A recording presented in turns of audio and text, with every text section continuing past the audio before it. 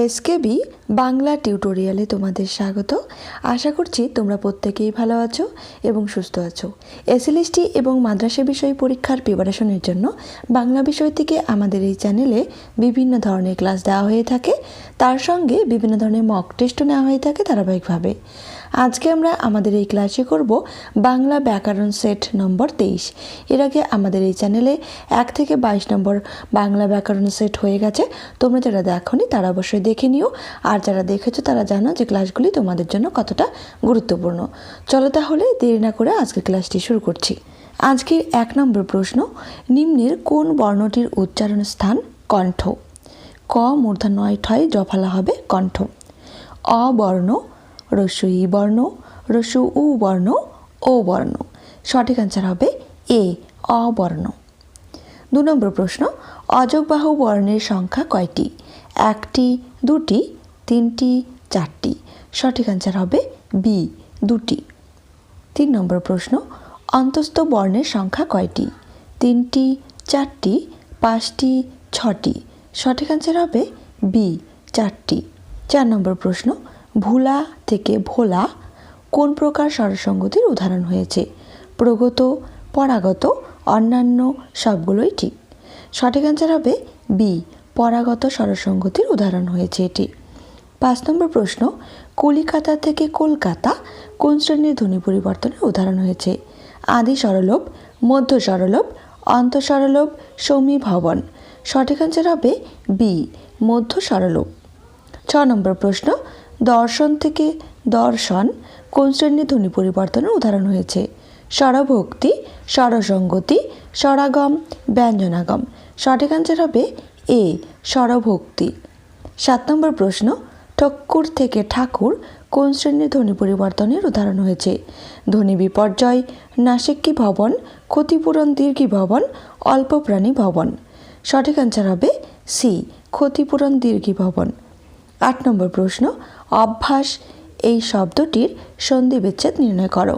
অভিযুক্ত অস, অভিযুক্ত আস, অভযুক্ত ভাস, অভযুক্ত ভাস। এখানে সঠিক অ্যান্সার হবে বি অভিযুক্ত আস মিলে কি হয়েছে? অভ্যাস। 9 নম্বর প্রশ্ন, তন্দ্রাযুক্ত অভিভূত তন্দ্রাভিভূত হয়েছে দেখো।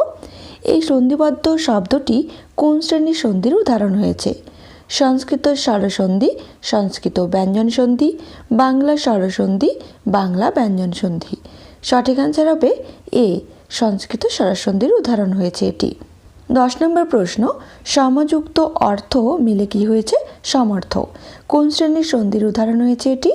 সংস্কৃত স্বরসন্ধি, সংস্কৃত ব্যঞ্জন সন্ধি, বাংলা স্বরসন্ধি, নিপাতনে সিদ্ধ সন্ধি। সঠিক অ্যান্সার হবে ডি নিপাতনে সিদ্ধ সন্ধি। 11 নম্বর প্রশ্ন, বাংলাতে কত ধরনের অনুসর্গ রয়েছে? 1 ধরনের, 2 ধরনের, 3 ধরনের, 4 ধরনের। সঠিক অ্যান্সার হবে বি 2 ধরনের অনুসর্গ রয়েছে বাংলাতে। 12 নম্বর প্রশ্ন, অসমাপিকা ক্রিয়ার সঙ্গে ইয়া বা ইতে বিভক্তি যুক্ত অন্য কোনো ধাতু যোগ করলে নিম্নের কোন শ্রেণীর ধাতু পাওয়া যাবে? প্রযোজক ধাতু পাওয়া যাবে, মৌলিক ধাতু পাওয়া যাবে, যুক্ত ধাতু পাওয়া যাবে, না যৌগিক ধাতু পাওয়া যাবে? এখানে সঠিক অ্যান্সার হবে ডি যৌগিক ধাতু পাওয়া যাবে। 13 নম্বর প্রশ্ন, প্রত্যয়ের কাজ কি? নতুন ভাবনা সৃষ্টি করা, নতুন শব্দ গঠন করা, নতুন বাক্য তৈরি করা, ধ্বনির মিলন ঘটানো। এখানে সঠিক অ্যান্সার হবে বি নতুন শব্দ গঠন করা। 14 নম্বর প্রশ্ন, এখানে 13 হয়ে গেছে, 14 নম্বর হবে। 14 নম্বর প্রশ্ন, বৈশাখ শব্দটির প্রত্যয় নির্ণয় করো। বৈশাখ যুক্ত অ, বৈশাখ যুক্ত অ, বিশাখা যুক্ত অ, বিশাখা যুক্ত ও।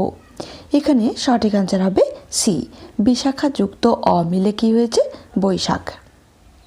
15 নম্বর প্রশ্ন, অনাসৃষ্টি শব্দটি কোন শ্রেণীর শব্দ?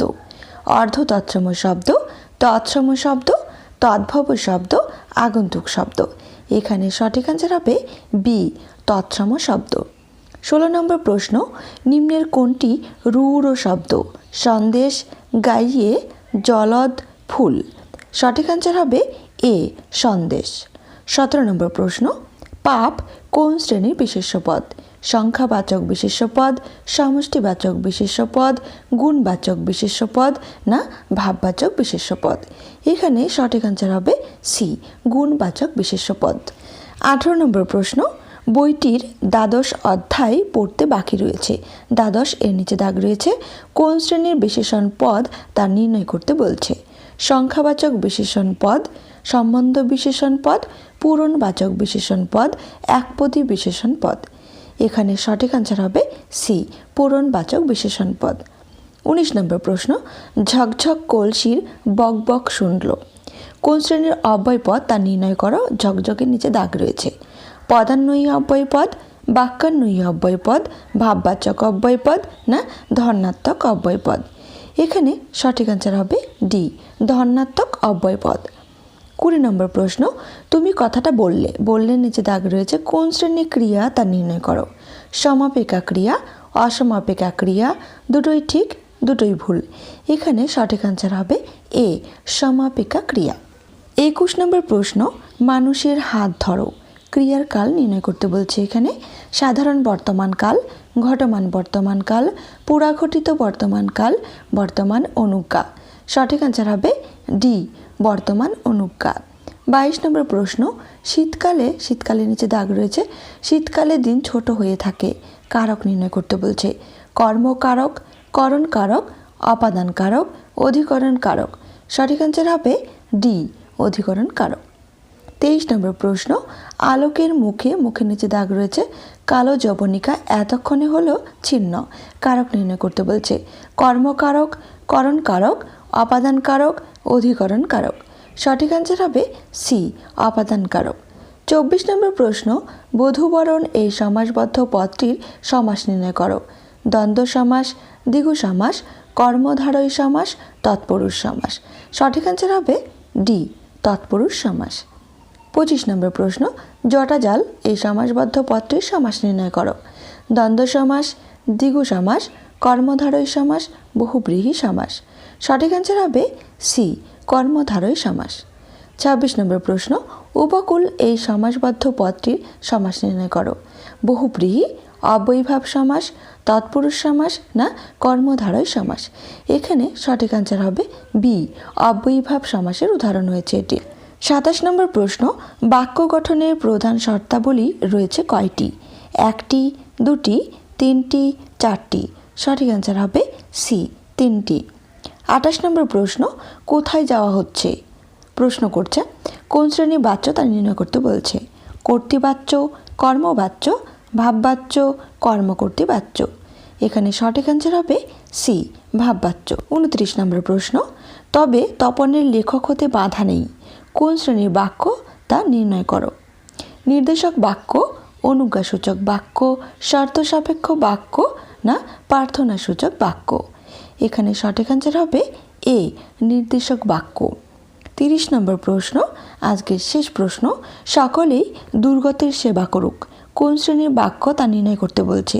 নির্দেশক বাক্য, অনুজ্ঞাসূচক বাক্য, প্রার্থনাসূচক বাক্য না শর্ত সাপেক্ষ বাক্য? এখানে সঠিক আনসার হবে বি, অনুজ্ঞাসূচক বাক্য। আজকের ক্লাসটি এ পর্যন্তই। ক্লাসটি তোমাদের কেমন লাগলো অবশ্যই কমেন্ট করে জানিও। আর তোমরা 30-এর মধ্যে কত পেলে সেটাও অবশ্যই কমেন্ট করে জানিও। সবাই সুস্থ থেকো, ভালো থেকো, ধন্যবাদ।